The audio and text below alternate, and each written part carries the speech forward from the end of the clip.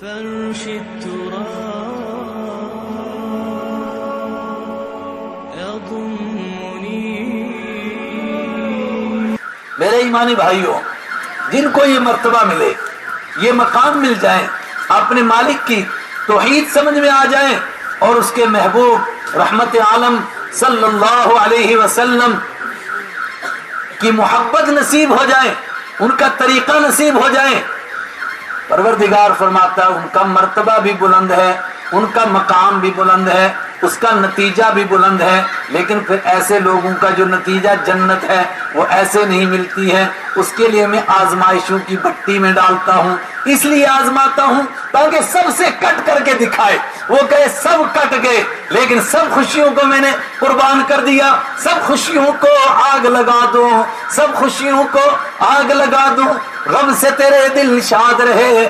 کیوں مصیبتیں آتی ہیں، کیوں آزمائشیں آتی ہیں؟ بہت دفعہ لوگ سوال کرتے ہیں. میں پیچھے پنجاب گیا، مالیر کوٹلا، وہاں ایک بندے کو اللہ نے اپنا ایمان نصیب فرمایا. ان میں سے اس نے اپنی دردناک داستان سنائی، کیسی کیسی مصیبتیں اس پر آئیں، کیسی کیسی پریشانیاں اس پر آئیں. وہ اصل میں شکایت کرنا چاہتا تھا کہ میری ایمان والوں نے مدد نہیں کی، میرا تعاون نہیں کیا. اللہ نے یہ بات دماغ میں ڈالی. میں نے کہا نہیں بھائی صاحب، بات دوسری ہے. پروردگار فرماتا ہے کہ میں ضرور آزمائش کی بھٹی میں ڈالوں گا جو میرا دین قبول کرے گا. یہ پہلے دن سے طے ہے اور تاکید کے ساتھ وَلَنَبْلُوَنَّكُمْ بِشَيْءٍ مِّنَ الْخَوْفِ وَالْجُوعِ وَنَقْصٍ مِّنَ الثَّمَرَاتِ. میں ضرور آزمائش میں ڈالوں گا، ہر طریقے سے آزماؤں گا. کیوں آزماؤں گا؟ اس لیے آزماؤں گا کہ سب سے کٹ کر کے بندہ مجھ سے جڑ جائے. جو اس نے زبان سے کہا تھا لا الہ الا اللہ، اس کو اپنے عمل سے ثابت کر دے کہ مجھے کسی کی پرواہ نہیں، بس میرا مالک راضی ہو گیا، اب مجھے کسی کی پرواہ نہیں. کما ارسلنا فیکم رسولا منکم یتلو علیکم آیاتنا ویزکیکم ویعلمکم الکتاب والحکمہ ویعلمکم ما لم تکونوا تعلمون.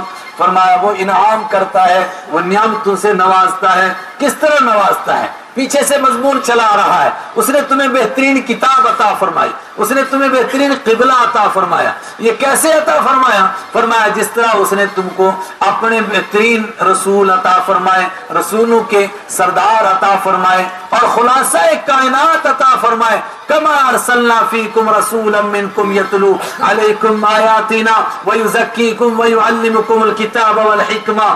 یہ اسی طرح اللہ نے انعام کیا جس طرح تمہارے بیچ میں اپنا رسول بھیجا جو تمہیں اللہ کی کتاب پڑھ کر سناتا ہے، تمہارے دلوں کا تزکیہ کرتا ہے، تمہیں حکمت کی تعلیم دیتا ہے، تمہیں کتاب کی تعلیم دیتا ہے. وَيُعَلِّمُكُمْ مَا لَمْ تَكُونُوا تَعْلَمُونَ، اور تمہیں وہ سکھاتا ہے جو تم نہیں جانتے تھے. اور آگے فَاذْكُرُونِي أَذْكُرْكُمْ وَاشْكُرُوا لِي وَلَا تَكْفُرُونَ. اب بندو تمہارا یہ کام ہے کہ تم مجھے یاد کرو اور جب تم مجھے یاد کرو گے میں تمہیں یاد کروں گا. یہ آیت وہ ہے جو بہت دفعہ ہم نے خطبوں میں سنی، بہت دفعہ واعظین سے سنی، بڑی اس کی تفسیر سنی، لیکن نہ پیچھے پڑھا نہ آگے پڑھا. پیچھے کا مضمون یہ اور آگے کا مضمون کیا ہے؟ تم مجھے یاد کرو میں تمہیں یاد کروں گا. لیکن اس سے پہلے ایک اور حقیقت بھی سمجھو. یا ایھا الذین آمنوا استعینوا بالصبر والصلاۃ. اے ایمان والو تم مدد حاصل کرو نماز سے اور صبر سے. اے اللہ ہم نے تجھے یاد کیا، تو نے ہمیں یاد کر لیا، بیڑا پار ہو گیا، تو اب مدد حاصل کرنے کا کیا مطلب ہے؟ فرمایا جو مجھے یاد کرتا ہے اس کو جنت ملتی ہے، مگر جنت فری میں نہیں ملتی. اس کو آزمائش کی بھٹی میں ڈالا جائے گا، اس کو تپایا جائے گا، گرمایا جائے گا، دیکھا جائے گا کہ پکا ہے کہ کچا ہے. اس کو جنت ملنی ہے. اور جب اس کو آزمائش کی بھٹی میں ڈالا جائے تو اس بات کو سنانے سے پہلے فرمایا کہ جب مصیبتیں آئیں گی تو پھر تم ان طریقوں کے ذریعے سے ان مصیبتوں کا مقابلہ کرنا. آمنوا استعینوا بالصبر والصلاۃ ان اللہ مع الصابرین. بہت سارے جو نوجوان صبح و شام یہ سوال کرتے ہیں مفتی صاحب عجیب بات ہے، جب دین چھوڑ کر کے مستی کی زندگی گزار رہے تھے، کوئی فاقہ نہیں، کوئی پریشانی نہیں، مگر دین قبول کیا، مصیبتیں ہی مصیبتیں، پریشانیاں ہی پریشانیاں، مصیبتوں کے دھانے کھل گئے. سمجھے نہیں قرآن، صاحب قرآن نے کیا فرمایا؟ کعب بن عجرہ رضی اللہ تعالیٰ عنہ کی روایت ہے، فرماتے رأیت رسول اللہ صلی اللہ علیہ وسلم وجہہ، آپ صلی اللہ علیہ وسلم کو میں نے دیکھا، آپ کا چہرہ متغیر ہے اور میں دیکھنے کی تاب نہیں لا سکتا ہوں، آپ کے چہرے کے اوپر غم اور پریشانی کے اثرات نظر آتے ہیں۔ میں نے عرض کیا میرے ماں باپ آپ کے اوپر قربان جائیں، آپ کی یہ حالت میں کیوں دیکھ رہا ہوں؟ فرمایا آقا مدنی صلی اللہ علیہ وسلم نے کہ 3 دن گزر گئے ہیں جس چیز کو کھا کر کے آدم کی بیٹا، آدم کی اولاد زندہ رہتی ہے، انسان زندہ رہتا ہے، ایسی کوئی چیز میرے معدے میں نہیں گئی ہے، اس کی شاید تمہیں کچھ اثرات نظر آ رہے ہوں۔ فرماتے مجھ سے برداشت نہیں ہوا، میں نے ایک یہودی کی نوکری کر لی، یہودی باغ کو پانی دے رہا تھا، بدترین خلائق اخلاق میں گرا ہوا یہودی، میں نے اس کی نوکری قبول کر لی۔ میں نے اس کو کہا کہ اگر میں تیرے باغ کو پانی دوں تو تو مجھے کیا دے گا؟ اس نے کہا ایک بالٹی یہاں سے اٹھا اور وہاں لے کر کے ڈال، ایک کھجور دوں گا۔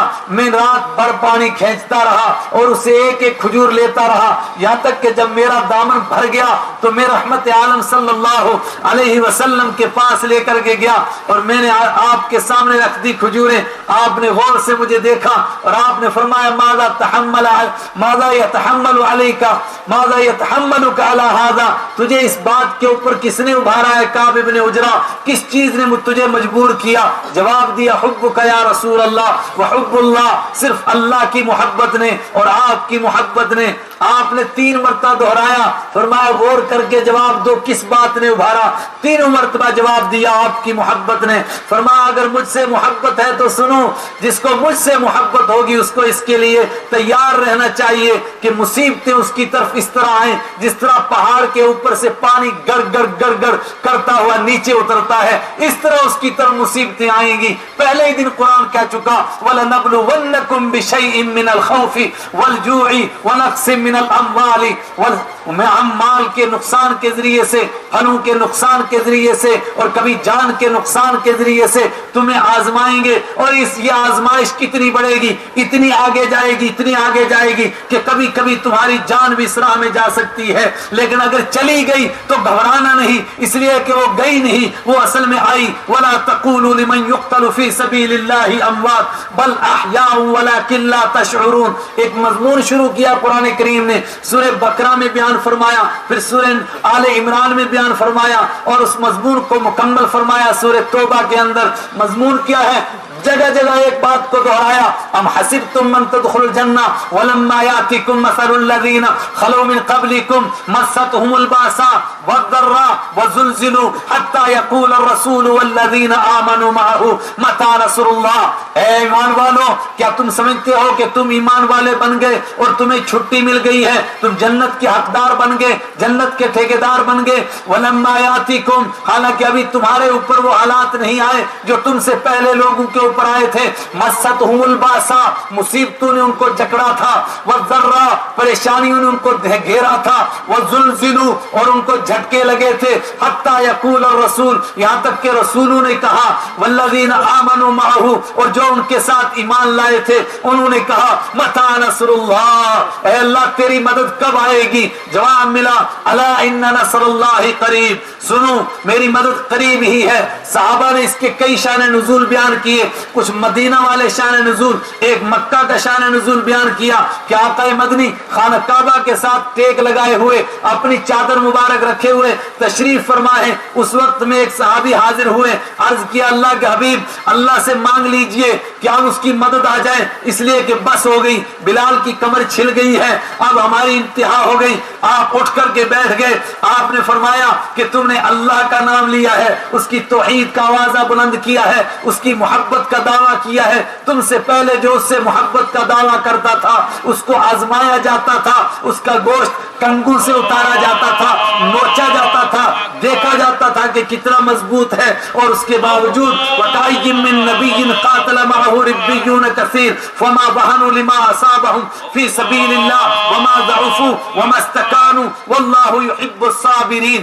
وہ برس تک اللہ کے دین کے لیے قربانیاں دیتے تھے، گھبراتے نہیں تھے، تھکتے نہیں تھے، ہمت نہیں ہارتے تھے، حالات کے آگے جھکتے نہیں تھے، اللہ سے بھی کوئی شکایت نہیں کرتے تھے۔ وَمَا كَانَ قَوْلَهُمْ إِلَّا أَن قَالُوا ربنا اغفر لنا ذنوبنا واسرافنا فی امرنا وثبت اقدامنا. چھٹی نہیں مانگتے تھے بلکہ یہ مانگتے تھے کہ اے مالک الملک ہمارے پاؤں جما دے اور اس تیری راہ میں لگ کر جو ہم سے خطائیں ہوں گی بس وہ خطائیں معاف فرما دے، اور کچھ نہیں چاہتے ہیں. اذان ہو گئی، مضمون ابھی جاری ہے، بیٹھے. محمد رسول اللہ حی علی الصلاۃ حی علی الصلاۃ حی علی الفلاح. فرما رہے ہیں یہاں الگ سے جماعت کو. حی علی الفلاح.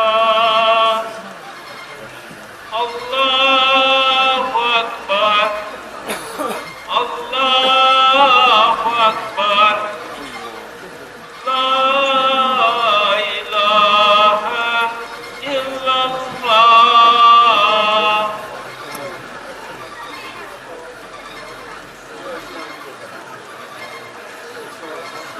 ایمانی بھائیوں، یہ مضمون قرآن کریم نے شروع کیا.